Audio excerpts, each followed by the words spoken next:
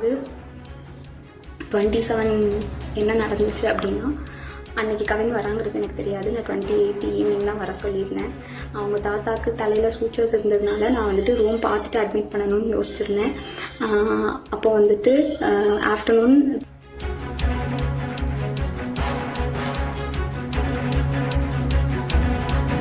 நானும் கவினும் ரொம்ப ட்ரூவாக லவ் பண்ணோம். கொஞ்சம் செட்டில் ஆக டைம் தேவைப்பட்டுச்சு. மே 30 அப்போ வந்துட்டு சுஜித்தும் கவினும் பேசிக்கிட்டாங்க. அப்போ அந்த டைமுக்கு வந்துட்டு அப்பா கிட்ட சுஜித் சொல்லிட்டான். அப்பா வந்துட்டு இந்த மாதிரி லவ் பண்ணுறியான்னு என்கிட்ட கேட்டப்ப, இல்லைப்பா நான் லவ் பண்ணல அப்படின்னு சொல்லிட்டேன். ஏன்னா கவின் என்கிட்ட டைம் கேட்டிருந்தான். இன்னொரு 6 months கழிச்சு சொல்லு ப்ளீஸ் அப்படின்னு சொல்லியிருந்தான். அதனால வந்துட்டு நான் வந்துட்டு அப்பா கிட்ட அன்னைக்கு சொல்லலை.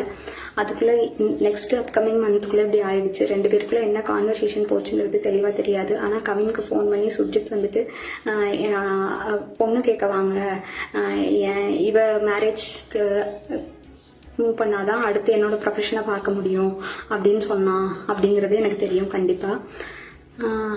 அதுக்கப்புறமா வந்து 27 என்ன நடந்துச்சு அப்படின்னா, அன்றைக்கி கவின் வராங்கிறது எனக்கு தெரியாது. நான் 28 ஈவினிங் தான் வர சொல்லியிருந்தேன். அவங்க தாத்தாக்கு தலையில் சூச்சர்ஸ் இருந்ததுனால நான் வந்துட்டு ரூம் பார்த்துட்டு அட்மிட் பண்ணணும்னு யோசிச்சிருந்தேன். அப்போ வந்துட்டு ஆஃப்டர்நூன் மங்கம்மாள் சாலைக்கிட்ட வந்து நின்றுட்டு தான் எனக்கு வந்துட்டு தெரியவே செய்யும் அவங்க வந்திருக்காங்கன்னு சொல்லிட்டு. ஸோ டைரெக்டாக அவங்கள நான் அங்கே ஐபிக்கு கூட்டிகிட்டு போயிட்டு கவின் உள்ளே வந்தான். பட் அவங்க அம்மாக்கிட்டேயும் மாமாக்கிட்டேயும் மட்டும்தான் நான் பேசிகிட்டு இருந்தேன். பேசிட்டே அப்படியே கவின் வெளியே போயிட்டான். அங்கேருந்து கிளம்புறப்பந்தான் அவங்க அம்மாவும் கிளம்புறப்பந்தான் கவின் எங்கே அப்படிங்கிறதே நாங்கள் யோசித்தோம். நான் ட்ரீட்மெண்ட் ப்ரொசீஜர்ஸ்லாம் எக்ஸ்பிளைன் பண்ணிகிட்டு இருந்தேன். அப்போ யோசிச்சுட்டு நான் வந்துட்டு சொன்னேன். அவங்க அம்மா வந்துட்டு கால் பண்ணாங்க, அவனுக்கு எடுக்கல. நானும் கால் பண்ணி எடுக்கல. நீங்கள் வேணால் பசிக்குதுன்னு சொன்னாங்க அவங்க அம்மா, சாப்பிட போங்க, நான் வேணால் வர சொல்கிறேன்னு சொல்லியிருந்தேன். அதுக்குள்ளே இப்படி ஆயிடுச்சு. ஸோ வந்துட்டு இது தேவையில்லாமல் நிறையா இஷ்டத்துக்கு யாரும் வதந்தியை கிளப்ப வேண்டாம். உங்களுக்கு தோணுது எல்லாத்தையும் பேசாதீங்க. எங்கள் அப்பா அம்மாவுக்கு இதில் எந்த சம்மந்தமுமே கிடையாது, அவங்களுக்கு தெரியாது. இதை இதோட விட்டுருங்க. கண்ணால் காண்பதும் போய் காதால் கேட்பதும் போய் தீர விசாரிப்பதை மெய்யந்துன்னு சொல்லுவாங்க. சில நேரங்களில் நம்ம அந்த வார்த்தைகளை வந்து சும்மா ஏனோதானோன்னு சொல்லி விட்டுருவோம்ல, இன்க்ளூடிங் என்னையும் சேர்த்து தான் நான் சொல்கிறேன். ஆத்திரக்காரனுக்கு புத்தி மட்டும், கோபம் கண்ணை மறைக்கும். இந்த வார்த்தைகள் எல்லாமே இப்போது இந்த ஆடியோ கேட்டதுக்கப்புறம் உள்ளுக்குள்ளே ஏதோ ஒரு உணர்வு போட்டு அப்படி அறுக்குது. தேவையில்லாமல் அந்த பொண்ணை நம்ம எல்லா விஷயத்தையும் ப்ரூஃபை வச்சுட்டு விமர்சிச்சிருந்துருக்கலாமோ அப்படின்ற அளவுக்கு. ஏன்னா காலையில் தான் ஒரு வீடியோ பார்த்தேன். ஒருத்தர் சொல்லியிருந்தாரு, அந்த பிள்ளையோட வாக்கு மூலம் வந்து எங்கனக்குள்ளேயுமே இல்லை, ஆதாரப்பூர்வமாக இல்லை, கவினை வந்து காதலிக்கலை அப்படின்னு சொல்கிற அளவுக்கு இந்த பிள்ளை வாயிலேருந்து எந்த ஆதாரமும் இப்போ வரைக்கும் கிடைக்கலன்னு சொன்னாங்க.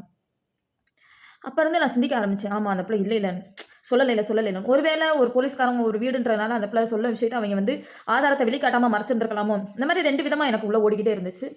சரி, இப்போது அந்த பொண்ணு வந்துட்டு கிட்ட ஒரு 1 ஹவருக்கு முன்னாடி இந்த வீடியோவை வெளிவிட்டிருக்காங்க. எனக்கு இந்த பொண்ணுக்கிட்ட வர்ற ஒரே ஒரு சின்ன விஷயம் கோபம் என்ன தெரியுமா? நீ இன்னைக்கு காதலிக்கிறேன்னு சொல்லி இப்போ இங்கே சொல்கிற ஒரு வார்த்தையை உங்கள் அப்பா கிட்ட, ஆமாம் நான் காதலிக்கிறேன், எங்களுக்கு டைம் கொடுங்க, நீங்கள் சம்மதிங்க, நாங்கள் உங்கள் சம்மதிக்காம வெயிட் பண்ணுறோன்னு சொல்லி ஒரு வார்த்தை நீ சொல்லியிருந்த அப்படின்னா இன்னைக்கு கவினோட உயிர் நின்றுக்கும் இல்லையா? இப்போ இடத்துல இருந்தும் அந்த வலியை என்னால் உணர முடியுது, அவங்க அம்மா அப்பா இடத்துல இருந்து அந்த வலியை உணர முடியுது. அந்த விஷயத்தை நீ சொல்லும் பொழுது நீ உங்கள் அம்மா அப்பாவை கொஞ்சம் யோசிக்கிற, உங்கள் அம்மா அப்பா எந்த தண்டனையுமே அனுபவிச்சிடக்கூடாது அப்படிங்கிற யோசிக்கிறதுனால நீ இந்த செகண்டில் வந்து இந்த வீடியோ வெளிவிட்டிருக்க. சப்போஸ் இந்த கேஸ் ஃபஸ்ட்டு வரும்பொழுது, இல்லை உங்கள் அப்பா அந்த விஷயத்தை உங்க கூப்பிட்டு நீ கேட்கும் பொழுது அப்போ நீ இந்த உண்மையான வார்த்தையை நீ வெளிவிட்டிருந்த அப்படின்னா என்ன அந்த கவின் தப்பிச்சிருந்திருப்பான் இல்லையா? இப்போ நீ உங்கள் அப்பா கிட்ட சொன்ன ஒரே ஒரு வார்த்தை, நான் அவனை லவ் பண்ணலை அப்படின்னு. அப்போ லவ் பண்ணாத ஒருத்தவனை வச்சுட்டு இந்த இவன் வந்து டார்ச்சர் பண்ணிக்கிட்டு இருக்கான் அப்படின்ற மாதிரியே ஒரு கிரியேட்டிவிட்டி மைண்டில் இப்போ இந்த ஆணவ கொலை நடந்துருச்சு. அப்போ இதுக்கு மெயின் ரீசன் யாருங்கிறத கொஞ்சம் யோசித்துக்க. உன்னோட மனநிலைமைன்னு சொல்லிட்டு, ஆனால் நீ செஞ்ச சின்ன தவறு எந்த அளவுக்கு கொண்டு போய் இது பாதாளத்துக்குள்ளே உங்கள் அண்ணனோட வாழ்க்கையும் தள்ளி இருக்கு, உங்கள் அம்மா அப்பாவோட வாழ்க்கையும் தள்ளி இருக்கு, உன்னோட வாழ்க்கையும் தள்ளி இருக்குன்னு பார்த்துக்கோ. இதில் நான் உனக்கு குறையாக சொல்லலை. பட் இதுக்கப்புறமாவது எந்த விஷயத்தில் இருந்தாலும் இல்லைங்கிற ஒரு விஷயத்த ஸ்ட்ராங்காக நீ சொல்லிட்ட அப்படின்னா உண்மையாகவே இருக்கிற விஷயங்களாவது காப்பாற்றப்படும் நான் நினைக்கிறேன். உங்கள் அண்ணனும் வந்துட்டு எவ்வளவோ தடகள வீரன்னு சொல்கிறாங்க, எவ்வளவோ மெடல் வாங்கி வச்சுருக்கான்.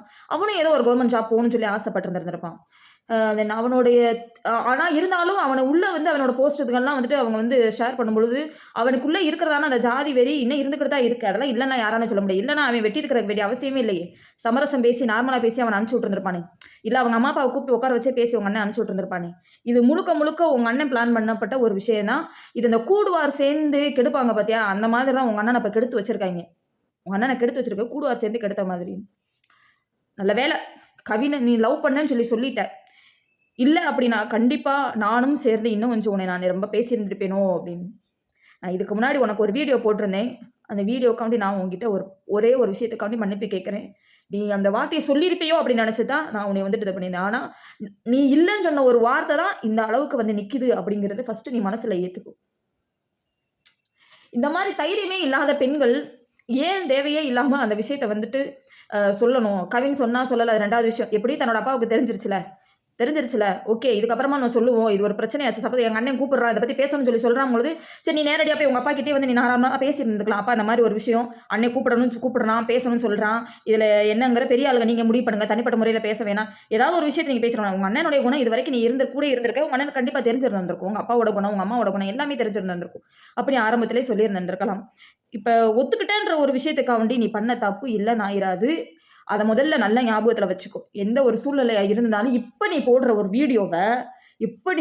வீடியோவை இதுக்கு முன்னாடி, அதாவது கவின் கொலை செய்யப்பட்ட அந்த நிமிஷத்தில் நீ அப்லோட் பண்ணியிருந்த அப்படின்னா, இப்போ இவ்வளவு பேருடைய வார்த்தைகளுக்கும் ஏச்சுக்களுக்கும் பேச்சுக்களுக்கும் நீ வாங்கியிருக்க வேண்டிய அவசியம் இல்லை. நீ எதுவுமே பேசாமல் எதுவுமே செய்யாமல் அமைதியாக இருந்துட்டு உன்னை எல்லாரும் புரிஞ்சுக்கணும்னு நீ நினச்சது மிகப்பெரிய தவறு இல்லையா? முதல் தவறு நீ உங்கள் அப்பா கிட்ட இல்லைன்னு சொன்னது. இரண்டாவது தவறு, உங்க அப்பா அதை வச்சதே நம்பி அந்த டிபார்ட்மெண்ட்டுக்குள்ள சொல்லியிருந்திருப்பாரு. இந்த மாதிரி வந்துட்டு என் பொண்ணு வந்து லவ் பண்ணலன்னு சொல்லிட்டா. சொன்னதுக்கு அப்புறம் தான் இந்த மாதிரி பிரச்சனைன்னு சொல்லி உங்க அப்பா இன்ஃபர்மேஷன் கொடுத்து வெளிவந்த செய்தியா இருக்கலாம். உங்க அப்பா அந்த இடத்துல உன்னை முழுமையா நம்பி இருந்திருந்தார்ல. அப்ப அந்த நம்பிக்கையை கெடுத்தது யார்? நீதானே. அப்ப இந்த பழி எல்லாத்தையும் உண்மையிலே நீ வாங்கி தான் ஆகணும். வேற வழி இல்லை. இன்னைக்கு நீ இதுக்கப்புறம் உங்க அம்மா அப்பா தண்டிக்க கூடாதுன்னு ஒத்துக்கிற ஒரு விஷயத்தினால நீ செஞ்ச தவறு இல்லைன்னு ஆயிராது. உன்னால மட்டும்தான் இந்த கொலை நடந்திருக்கு. நல்லா யோசிச்சுக்கிட்டியா? இன்னைக்கு அந்த கவின் பையன் இறந்ததுக்கு மெயின் ரீசன் நீ தான். வேற யாருமே காரணம் கிடையாது. உங்க அண்ணங்காரனை கொலகாரனாக்கி நிப்பாட்டி இருக்கிற நீதான். உங்க அப்பா அம்மாவை வந்துட்டு இந்த அளவு கொண்டு போய் ஸ்டேஷன் அளவுல நிப்பாட்டினது நீதான். எல்லாத்துக்குமே நான் என்ன சொல்றேன், உனக்கு ஒரு குற்ற உணர்ச்சி வந்திருக்குல்ல, உங்க அம்மா அப்பாவை காப்பாற்றணுமாவது ஒரு குற்ற உணர்ச்சி வந்துருச்சுல. ஆனா உங்க அண்ணனுக்கு கிடைக்க வேண்டிய தண்டனையிலேருந்து உங்க அண்ணனை தப்பிக்க வைக்காத. உங்க அண்ணனுக்கு கிடைக்க வேண்டிய தண்டனையிலேருந்து உங்க அண்ணனை கண்டிப்பான முறையில் தப்பிக்க வைக்காத. அட் த சேம் டைம் நீ என்னென்ன பண்ணினையோ அதை பப்ளிக் மீடியாவில் தயவுசெய்து சொல்லிடு.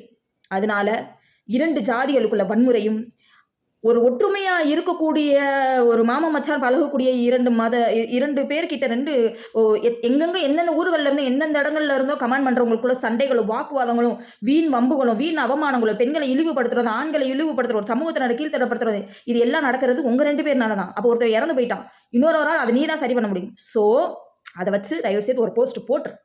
அதுதான் நல்லது. 4 பேருக்கு இடையில சண்டை மூட்டி செஞ்சு வச்சு பெரிய பிரச்சனையாக்கி 2 ஜாதியினர்களை அடிச்சு வன்மம் மூட்டி, நீ பெரியவனா நான் பெரியவனா, நீ கத்தி தூக்குனா நான் கத்தி தூக்கு, நீ வெட்டினா நான் வெட்டுவேன், உனக்கு அவ்வளோ திமிராடா, எனக்கு இவ்வளோ திமிர் இருக்கும்டான்னு சொல்லி இவங்க பெரிய பிரச்சனையை ஆக்குறதுக்கு முன்னாடி இந்த பிரச்சனையில் எல்லாத்தையும் விட்டுருங்க. இதுக்கு முழுக்க காரணம் என்னோட வாயிலிருந்து வந்த வார்த்தையினால வந்த விளைவு தான். ஸோ அதனால நான் இதை நான் சரி பண்ணிக்கிறேன், இதுக்கான தண்டனை எங்கள் அண்ணன் அனுபவிப்பான்னு சொல்லி ஒரு போஸ்ட் போட்டுரு, ஈஸியாக முடிஞ்சிடும். அண்ட் நீ அவனை லவ் பண்ணலன்னு சொன்ன ஒரு விஷயம் வெளி வந்ததுனால தான் நான் அந்த சுப்பிரமணிய படத்தை உன்னை ஒப்பிட்டு ஒரு போஸ்ட் போட்டேன். பட் அந்த போஸ்ட் போட்டது அந்த படத்தோடு உன்னை ஒப்பிட்டு போஸ்ட் போட்டு சில வார்த்தைகள் உன்னை ஹாஸாக பேசினதுக்காக சாரி. நீ சப்போஸ் அந்த விட்டிருந்த முன்னாடியே அந்த ரிலீஸ் ஆயிருந்துச்சுன்னா உன்னை நான் பேசியிருக்கிறதுக்கான வாய்ப்புமே இல்லை. இதுக்கப்புறமாவது பிள்ளைகள் வந்துட்டு ஒரு ஒழுங்குமுறையை தயவுசெய்து கொண்டு வாங்க. தப்பு செஞ்சால் ஆமாம் செஞ்சோன்னு சொல்லி தயவுசெய்து ஒத்துட்டு போயிருங்க. இல்லைன்னு சொல்லிட்டு கடைசியில் ஏதாவது ஒரு பெரிய பிரச்சனை ஆகும் பொழுது அன்னைக்கு நீங்கள் மட்டுமே பாதிப்படையில் உங்கள் குடும்பமே சேர்ந்து பாதிப்படையில் உட்காந்துக்கிட்டு இருக்கு, அதை பார்த்துக்கங்க.